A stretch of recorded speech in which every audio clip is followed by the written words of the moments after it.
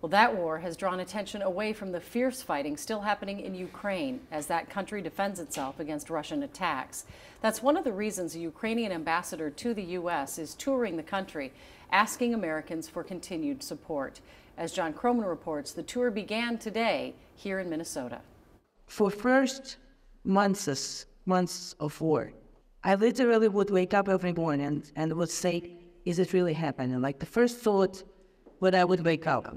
At the Ukrainian American Center, Ukraine's ambassador to the U.S., Oksana Makarova, shared the stage with Heather Conley of the German Marshall Fund and Howard Buffett, the Nebraska farmer, philanthropist, and son of Warren Buffett. If Putin beats Ukraine and moves to Europe, deeper into Europe, we will be sending our children to fight that war. That's what's at stake. The event was part of what's being dubbed the Ukraine Whistle Stop Tour. This entire Whistle Stop Tour is about making sure that communities in the United States understand fundamentally what's so important about Ukraine and that our communities are joining together. Among those on hand, Ukrainian soldiers being treated in Minnesota through the Protest Foundation.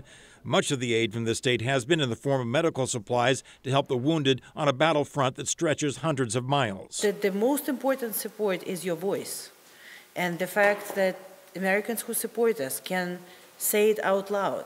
Say it by putting the flag outside of your home. As some in our nation's capital are wavering in their support, the tour also looks to draw empathy from farm country here to what Ukrainian farmers have suffered. The ambassador says she deeply appreciates the support that Minnesotans have already shown to her country.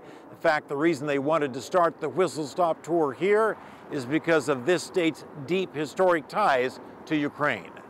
In Minneapolis, John Croman, KARE 11 News. The debate over Ukrainian aid continues in Washington, where House Republicans want to tie it to funding to make the border with Mexico more secure.